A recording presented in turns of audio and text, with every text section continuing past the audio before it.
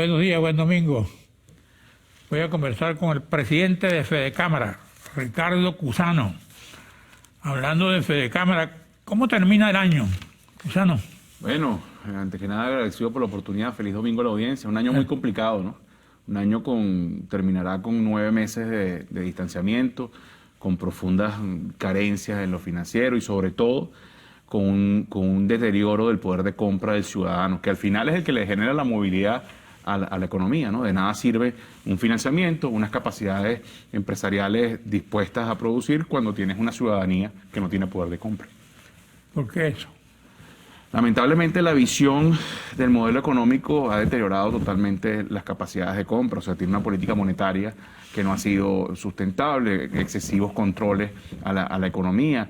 Lamentablemente se posiciona siempre en primacía la decisión política sobre la económica.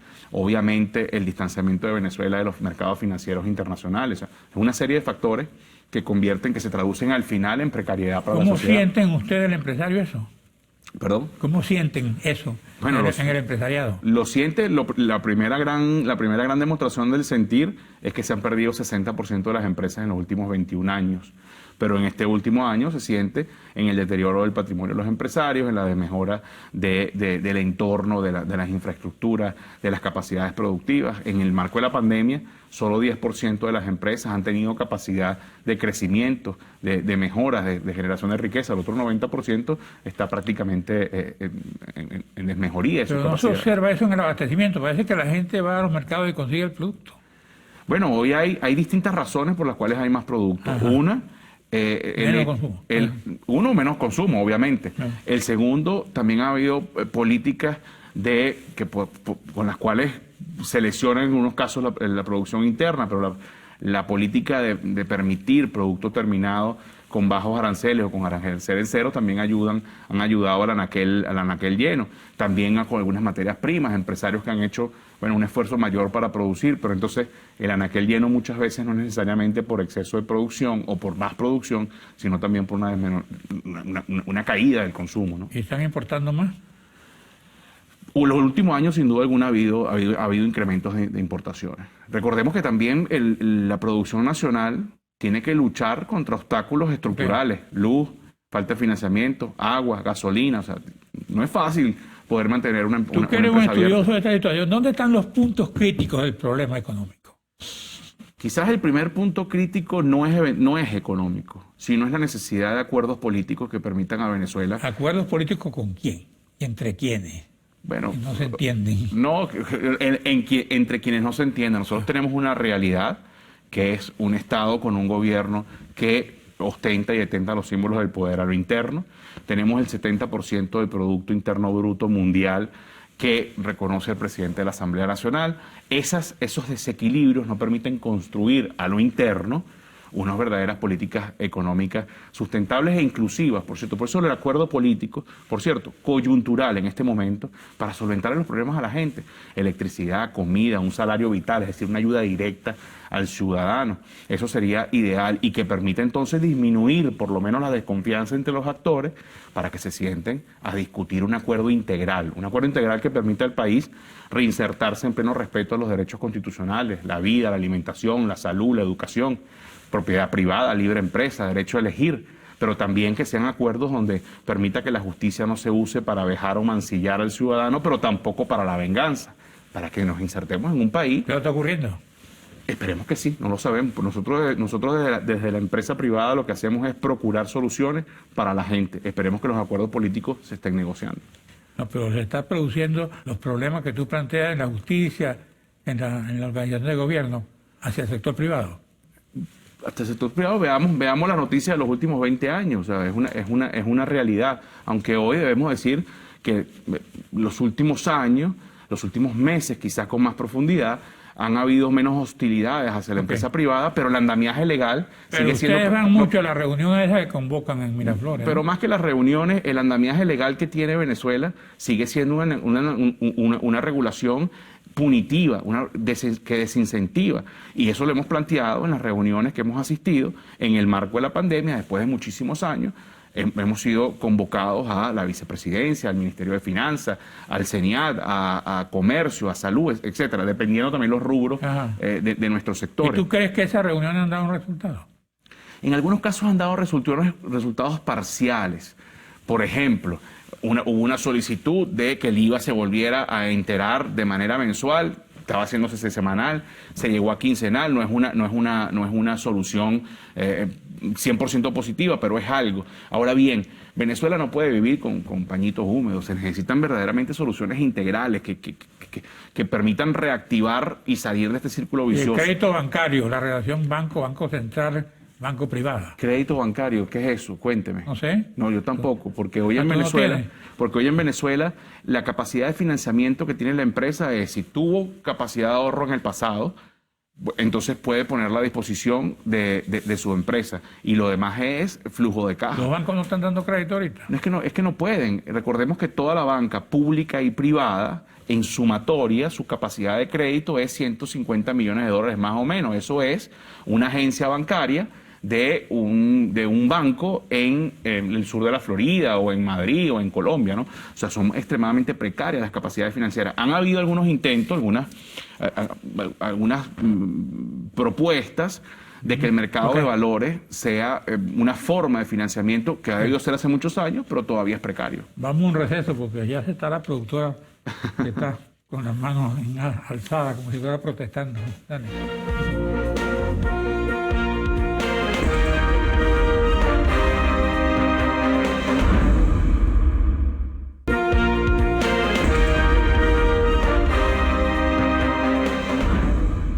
Bueno, adelante, señor Cusano, presidente de Fedecámara. Cuénteme tus otros problemas que hay en el sector. Bueno, desde el pequeño comerciante hasta el gran comerciante. Bueno, y es que hay grandes comerciantes, ¿no? Bueno, todavía quedan grandes industriales, grandes comerciantes, grandes agricultores, grandes empresarios del sector turismo, educación, etcétera. Los problemas son problemas, bueno, de una cadena, ¿no? Problemas estructurales de servicios, gasolina, luz, agua, financiamiento, capacidades de financiamiento, problemas en el poder de compra de la gente, en algunos casos falta de materia prima o no existe un justo mix entre lo importado y lo hecho en Venezuela, que por cierto, lo hecho en Venezuela tiene que competir con productos del exterior que cuentan con todas estas, con todas estas deficiencias que nosotros tenemos que tener en contra. La situación del empresariado no es fácil, lo que sí debemos decir es que se ha demostrado un profundo compromiso con nuestra razón de ser, que es producir y mantener los puestos de empleo. Muchas grandes empresas se han ido del país, ¿no? En Colombia. Lamentablemente muchas transnacionales se fueron del país, mucho venezolano que buscó mejoras fuera de nuestras fronteras porque aquí el entorno no se lo permitía. Eso en definitiva lo que ha hecho es que se desacelere la movilidad social, es decir, que un ciudadano que tenía su taxi, su carrito de perro caliente o un gran empresario que generaba unos puestos de empleo no puedan seguir construyendo ese bienestar dentro del territorio. ¿Qué otra cosa te preocupa?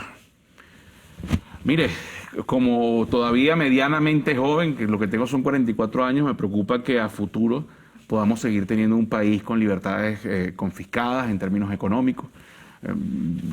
No solo... ¿Tú tienes 44 años en Fedecámara? No, yo tengo 44 años de vida. Fedecámara tiene 76 años. No solo los últimos 20 años, antes de estos 20 años, también las libertades económicas tenían profundas deficiencias en términos de plena operación. El sector privado no podía insertarse en algunos rubros, en algunas áreas. Preocupa que no tengamos un país verdaderamente de oportunidades e inclusivo, donde quepamos todos. ¿Qué significa donde quepamos todos? Donde el pensamiento político no sea un obstáculo para desarrollarse, para crecer, para generar bienestar en tu familia, en tu entorno, en tu parroquia. Eso preocupa, ¿no? Que Venezuela no pueda ser parte verdaderamente del ordenamiento económico mundial y que eso se refleje en bienestar para la gente. Reiteramos, nuestra mayor preocupación hoy es la gente. Esto yo oía a tanto Maduro como a Delcy Rodríguez hablando de la cercanía que están teniendo el gobierno con el sector privado y que eso, según ellos, va por buen camino. Mire, la realidad es que hoy si algo está medianamente en pie y si algo está satisfaciendo las necesidades de la ciudadanía, es gracias al sector privado.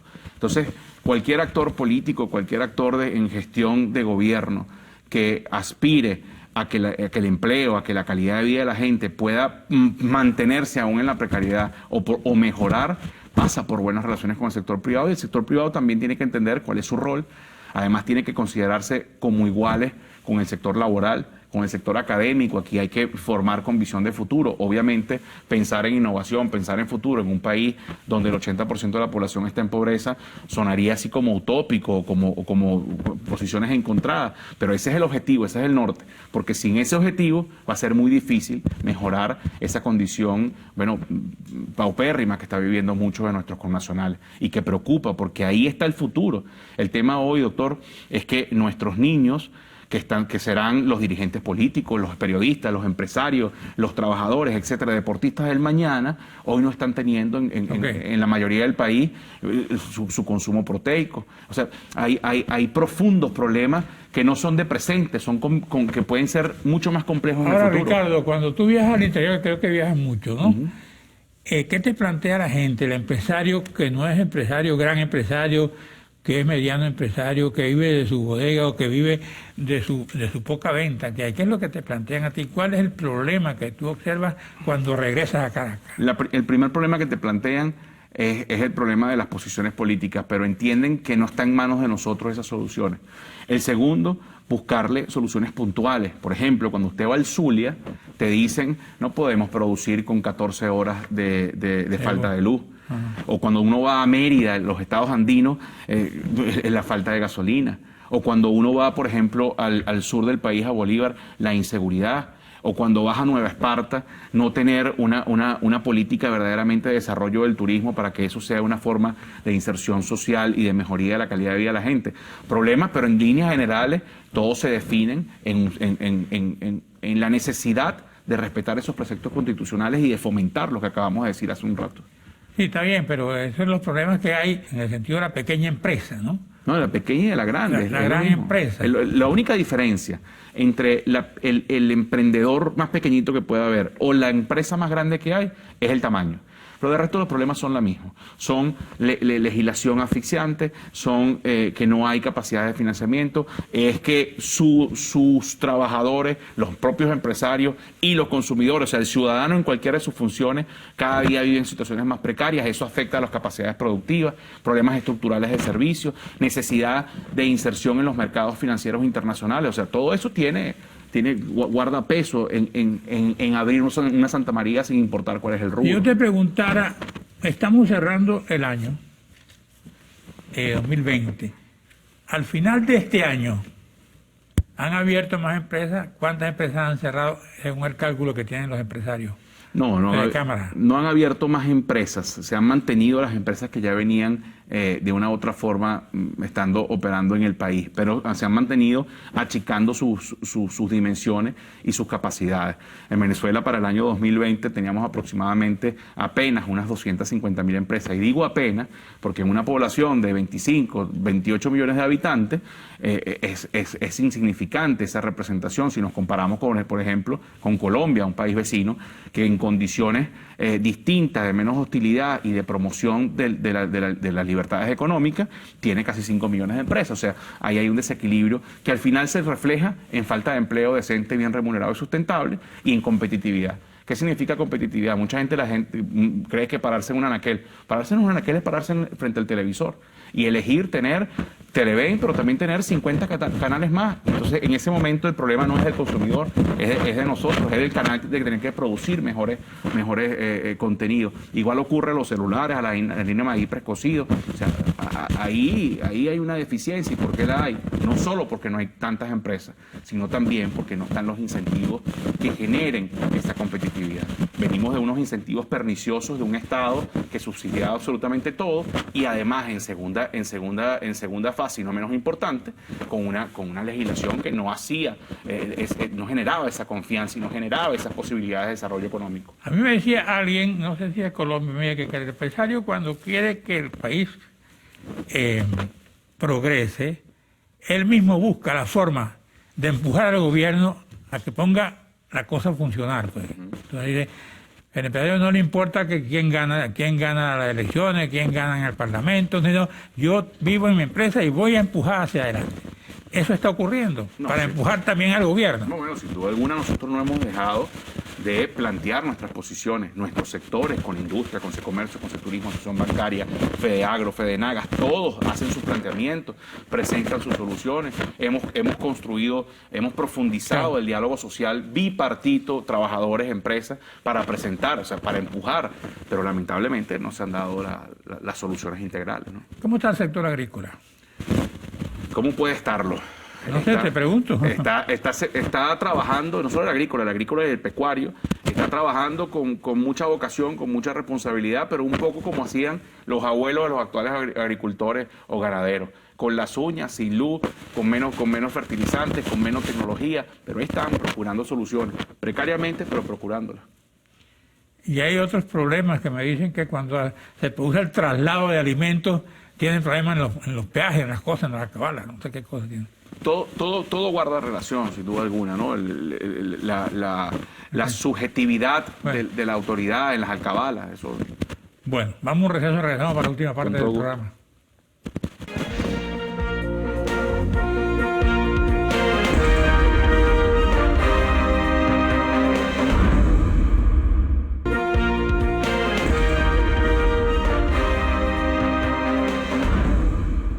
Bueno, conversando con Ricardo Cusano, presidente de FEDECámara. Adelante, usted tenía la palabra. Sí, nos preguntaron cuál era la visión de 2021, qué aspiraríamos.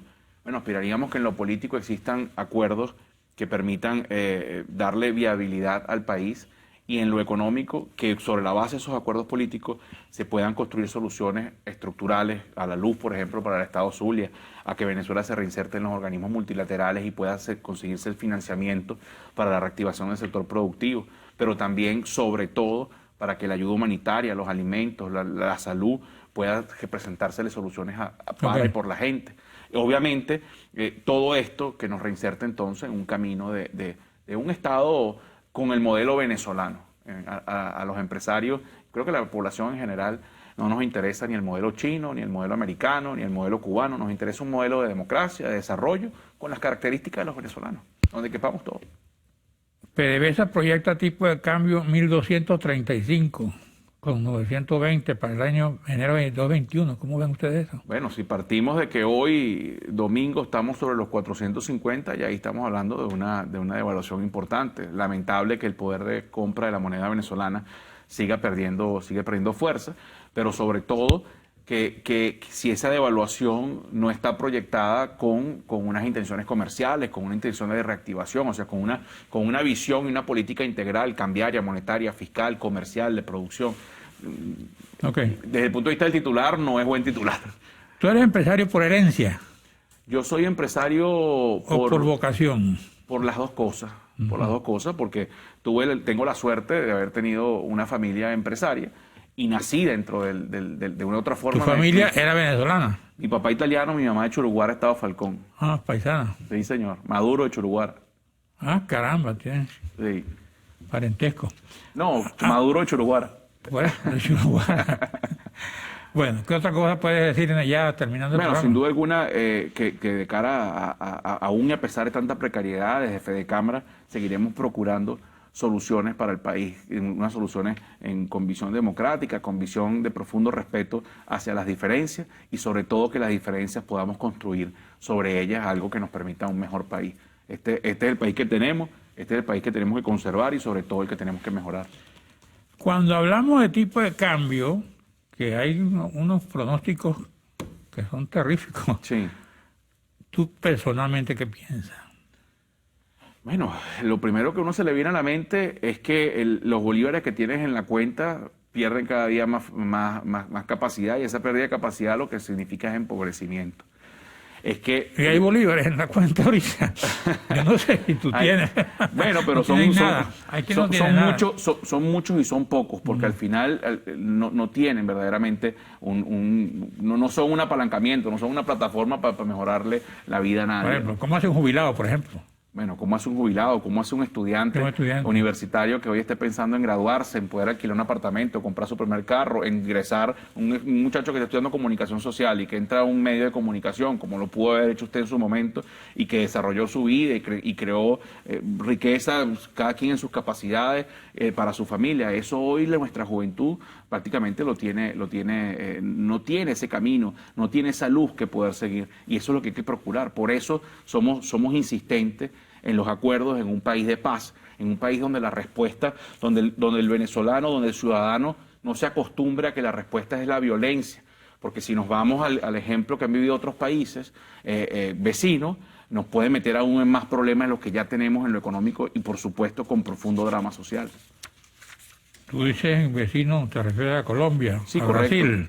Sí, correcto. Por eso nosotros en nuestra asamblea en julio tuvimos de invitado al expresidente de Colombia, Juan Manuel Santos, hablando sobre su acuerdo de paz, un poco más allá de que uno puede estar de acuerdo no con la forma, con las conclusiones, pero ese camino de paz es necesario insertarlo en Venezuela, y los actores políticos, desde el gobierno y desde la oposición, tienen que reflexionar y profundamente internalizar esa visión. Aquí veo una información rara que de Capriles, EBTV dice: Capriles a los empresarios, es importante que ustedes hablen con Washington. ¿Y eso?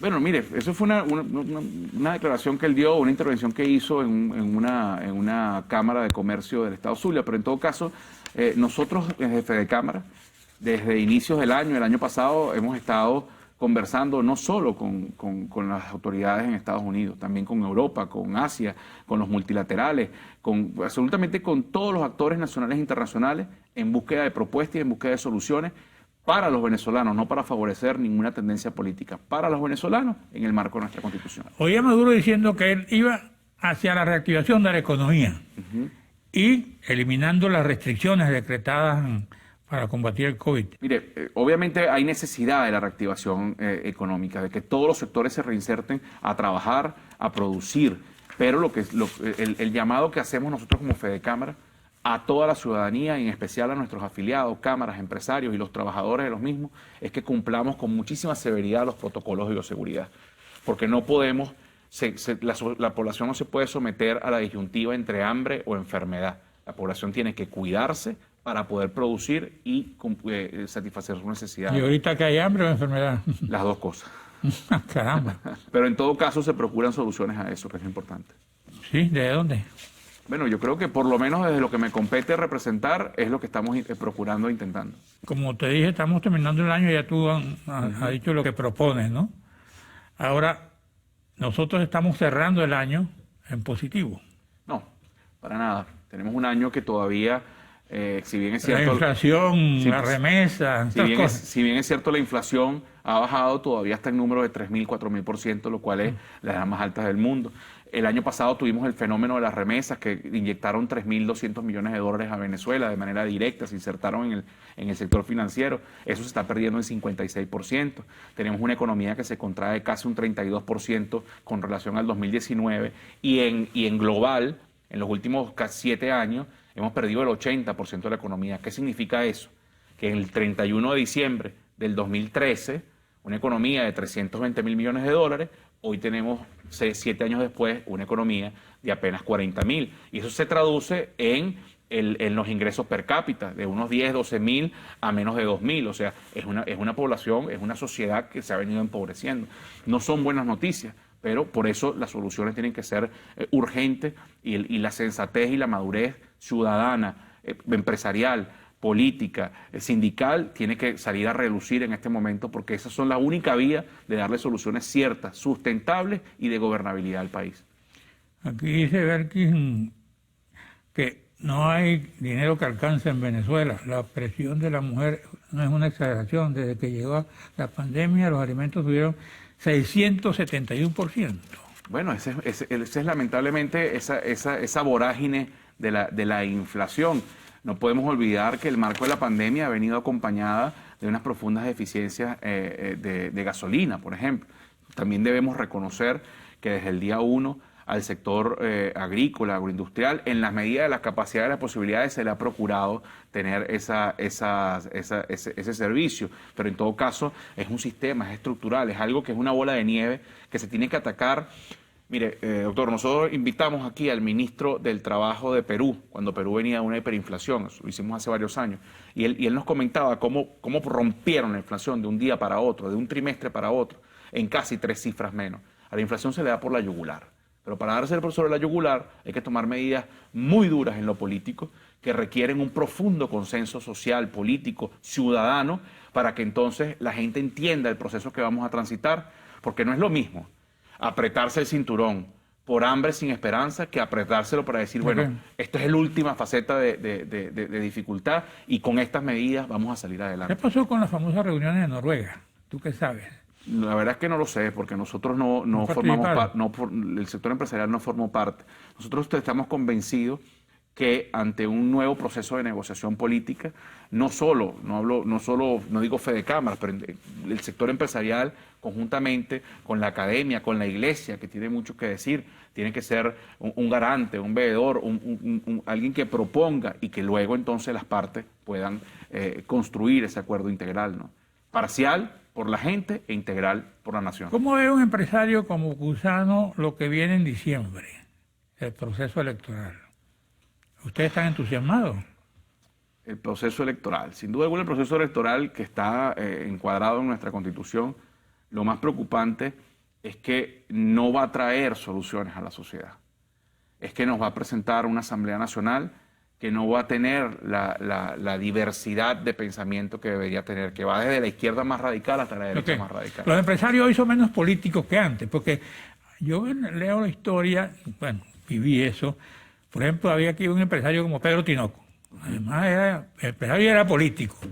Ahora ustedes están más en la política que en la empresa o en la empresa que en la política. No, el ciudadano per se está en la política, pero el empresario hoy tiene que dedicarle más tiempo a su inversión, a su espacio de trabajo, porque las situaciones son mucho más precarias, lo cual no significa que estemos ausentes de la política. Lo que sí es cierto es que hoy las instituciones empresariales, es decir, Fedecámara y todos sus sectores y sus regiones, cuando piensan en política, no piensan en formar parte del poder, sino piensan en formar parte de quienes puedan asesorar, ayudar a construir soluciones desde el poder, políticas públicas que sirvan para todo un país. Yo creo que hay grandes diferencias. ¿Desde qué edad estás tú en la empresa? Yo, empresario. Yo a los 17 años, cuando estaba en la universidad, ya tenía mi propio emprendimiento. Compraba dominós en Tintorero, en el estado Lara, y los revendía aquí le hacíamos unas serigrafías, unas cosas. Y luego he pasado, pero digamos ya son casi 30 años, 27 años. Más allá de que... ¿Cuál fue tu primer negocio ese de traer el dominó para acá? Ese, sí, señor. Después importé algunas materias primas para la industria y después entré ya en lo que tengo negocio en Barquisimeto. ¿Ya no vende dominó? Ya no vendo dominó, los juegos. ¿Ni dado? Los juego dominó. ¿Tú sabes el juego de dado? No, ¿no? Ese no. El dado que tienen... Ah, sí, los daditos, pero bueno, el mundo del casino es interesantísimo, por lo cual sería una oportunidad para Venezuela si se hace un desarrollo integral. Casino? Si se hace con un desarrollo turístico importante, que proteja a la población, vivir del juego no es fácil, lo demuestra Las Vegas, Atlantic City, ahí hay que tener reglas muy claras, ¿no? Pero es democratización del capital. Tú dices que el 7x7 es inviable. El 7% es una medida que posiblemente ha funcionado hasta ahora, pero de cara a futuro debe flexibilizarse con severos protocolos de bioseguridad. Bueno, un mensaje de fin de año aquí a tu gente.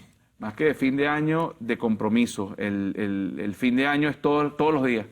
El compromiso de los empresarios, el día de cierra hoy y comienza mañana uno nuevo. Los cambios políticos, los cambios económicos, los cambios sociales tienen que producirse con el esfuerzo de todos. Y nosotros estamos haciendo lo propio. ¿Cuánto te ganaste como empresario este año tú?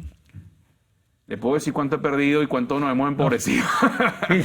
Bueno, tú no puedes decir que yo te crea otra cosa. Bueno, le puedo mostrar 7 meses con el negocio cerrado, pero bueno. Bueno, vamos a verlo, pues. Vamos. Gracias, Ricardo Cusano, por venir al programa. Gracias a ustedes, amigos televidentes. Nos veremos el próximo domingo a esta misma hora.